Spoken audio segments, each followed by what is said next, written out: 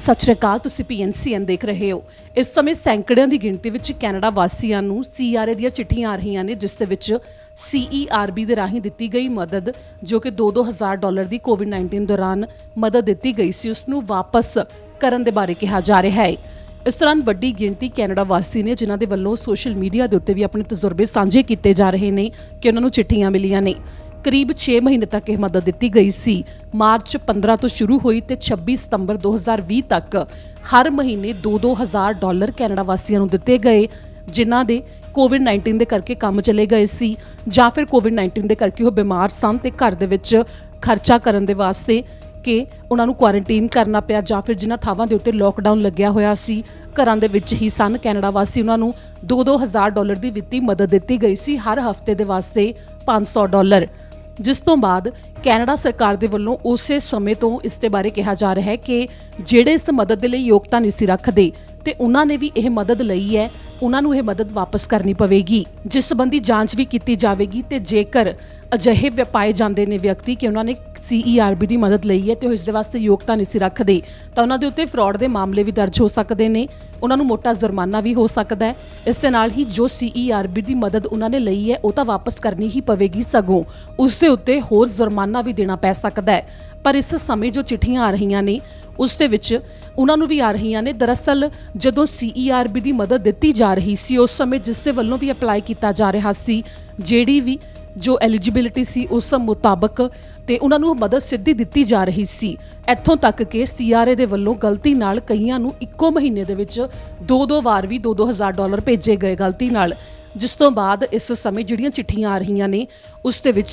इहो गल कही जा रही है, कईयां नूं इह कहा जा रहा है कि उन्हां दे कोल जो CERB की मदद है वाधू आई है वो वापस की जाए, ते कईयां नूं कहा जा रहा है कि योग्यता नहीं सी रखदे ते उन्हां नूं जिहड़ी मदद आई है वो वापस की जाए। जिस दे विच जिवें कि पहलां तो कहा गया कि जिहड़ी साल की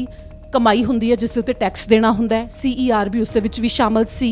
इस दे उत्ते निर्भर करदा सी कि सालाना कमाई किन्नी है, उस आधार दे उत्ते CERB की भी कमाई नाल जोड़ के टैक्स कैनेडा वासियों ने भरना सी। ते इस दे नाल ही जिहड़ी हुण इह गल कही जा रही है उस दे विच जिथे एक पासे जिन्हां नूं इह चिट्ठियां आ रहीआं ने ओह इस दे उत्ते अचंभा जता रहे ने ते नाल ही परेशानी का प्रगटावा भी कर रहे ने, क्योंकि करीब 6 महीने तक यह मदद दी गई है। जिन्हां ने करीब 6 महीने दे लई यह मदद लई है, यानी कि $12,000 के नेड़े उन्होंने वापस करने पै सकते हैं, जो कि इन्नी वड्डी रकम एकदम वापस करनी उन्होंने दे लई बेहद मुश्किल है ते चुनौती भरी है, जो कैनेडा वासियों के वल्लों अपने तजुर्बे साझे किए जा रहे हैं। तो उस दे विच कहा जा रहा है क्योंकि हर महीने कोविड-19 के दौरान जो खर्चा किया गया उस तो बाद एकदम हुण इस रकम नूं वापस करना चुनौती भरिया होवेगा। ਤਾਂ ਨਾਲ ਹੀ ਦੂਜੇ ਪਾਸੇ ਕੈਨੇਡਾ ਸਰਕਾਰ ਤੋਂ ਅਧਿਕਾਰੀਆਂ ਨੂੰ ਜਦੋਂ ਇਸ ਸੰਬੰਧੀ ਸਵਾਲ ਪੁੱਛਿਆ ਗਿਆ ਤਾਂ ਉਹਨਾਂ ਦਾ ਕਹਿਣਾ ਹੈ ਕਿ ਇਸ ਸੰਬੰਧੀ ਕਿਸੇ ਨੂੰ ਅਚੰਭੇ ਵਿੱਚ ਆਉਣ ਦੀ ਲੋੜ ਨਹੀਂ ਹੈ, ਕਿਉਂਕਿ CERB ਯੋਗਤਾ ਨਾ ਰੱਖਦੇ ਹੋਏ ਜਿਨ੍ਹਾਂ ਨੇ ਲਈ ਹੈ ਉਹਨਾਂ ਨੂੰ ਪਹਿਲੇ ਦਿਨ ਤੋਂ ਕਿਹਾ ਜਾ ਰਿਹਾ ਸੀ।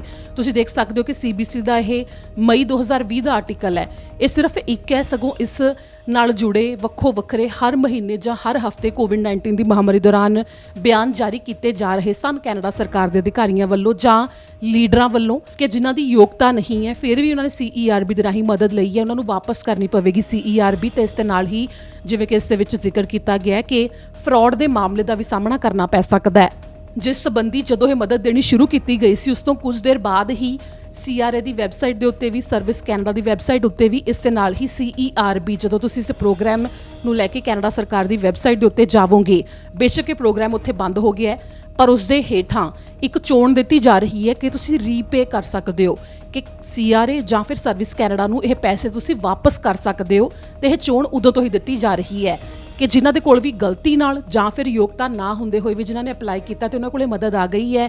ਉਹ ਆਪਣੀ ਇਸ ਜੋ ਮਦਦ ਲਈ ਹੈ ਉਸ ਨੂੰ ਮੋੜ ਸਕਦੇ ਨੇ, ਉਹਨਾਂ ਨੂੰ ਮੌਕਾ ਦਿੱਤਾ ਜਾ ਰਿਹਾ ਹੈ। ਇਸ ਦੇ ਨਾਲ ਹੀ ਹੁਣ ਅੱਗੇ ਕਾਰਵਾਈ ਕੀ ਹੁੰਦੀ ਹੈ ਤੇ ਇਸ ਦੇ ਉੱਤੇ ਅੱਗੇ ਜੇਕਰ ਕੋਈ ਹੋਰ ਅਪਡੇਟ ਦਿੱਤੀ ਜਾਂਦੀ ਤਾਂ ਤੁਹਾਨੂੰ ਦੱਸਾਂਗੇ। ਪਰ ਇਸ ਦੇ ਨਾਲ ਹੀ ਇਹ ਵੀ ਸੀ ਕਿ ਜਦੋਂ CERB ਦਿੱਤੀ ਜਾ ਰਹੀ ਸੀ ਕੈਨੇਡਾ ਐਮਰਜੈਂਸੀ ਰਿਸਪੌਂਸ ਬੈਨੀਫਿਟ ਜਿਵੇਂ ਕਿ ਕੁਝ ਮਹੀਨੇ ਲਈ ਦਿੱਤਾ ਗਿਆ ਤੇ ਉਸ ਤੋਂ ਬਾਅਦ CERB ਦੇ ਰਾਹੀਂ ਵੀ ਮਦਦ ਦਿੱਤੀ ਗਈ ਕੈਨੇਡਾ ਰਿਕਵਰੀ ਬੈਨੀਫਿਟ, ਜਿਸ ਦੇ ਵਿੱਚ ਸਿਕਨੈਸ ਬੈਨੀਫਿਟ ਸੀ, ਤੇ ਇਸ ਦੇ ਨਾਲ ਹੀ ਹੋਰ ਵੀ ਜਿਹੜੇ ਕੋਵਿਡ-19 ਦੇ ਕਰਕੇ ਪ੍ਰਭਾਵਿਤ ਹੋਏ ਜਾਂ ਕਿਸੇ ਥਾਂ ਦੇ ਉੱਤੇ ਲੋਕਡਾਊਨ ਲੱਗਿਆ ਹੋਇਆ ਸੀ ਉਹਨਾਂ ਦੇ ਵਾਸਤੇ ਵੀ ਇਹ ਮਦਦ ਜਾਰੀ ਰੱਖੀ ਗਈ, ਜੋ ਕਿ ਦਸੰਬਰ ਮਹੀਨੇ 2021 ਤੱਕ ਲਗਾਤਾਰ ਜਾਰੀ ਰੱਖੀ ਗਈ। ਕਈ ਮਹੀਨੇ ਤੱਕ ਕੈਨੇਡਾ ਵਾਸੀਆਂ ਨੂੰ ਇਹ ਮਦਦ ਦਿੱਤੀ ਗਈ, ਪਰ CERB ਵੱਡੀ ਗਿਣਤੀ ਕੈਨੇਡਾ ਵਾਸੀਆਂ ਨੇ ਲਈ, ਜਿਸ ਦੇ ਵਾਸਤੇ ਸਿਰਫ ਇਹੋ ਸਬੂਤ ਦਿਖਾਉਣਾ ਪੈਂਦਾ ਸੀ ਕਿ ਜੋ ਸਾਲ 2019 ਦਾ ਟੈਕਸ ਉਹਨਾਂ ਨੇ ਭਰਿਆ ਹੋਇਆ ਤੇ ਕਮਾਈ ਕੀਤੀ ਹੈ, ਜੋ ਕਿ ਸੀਮਤ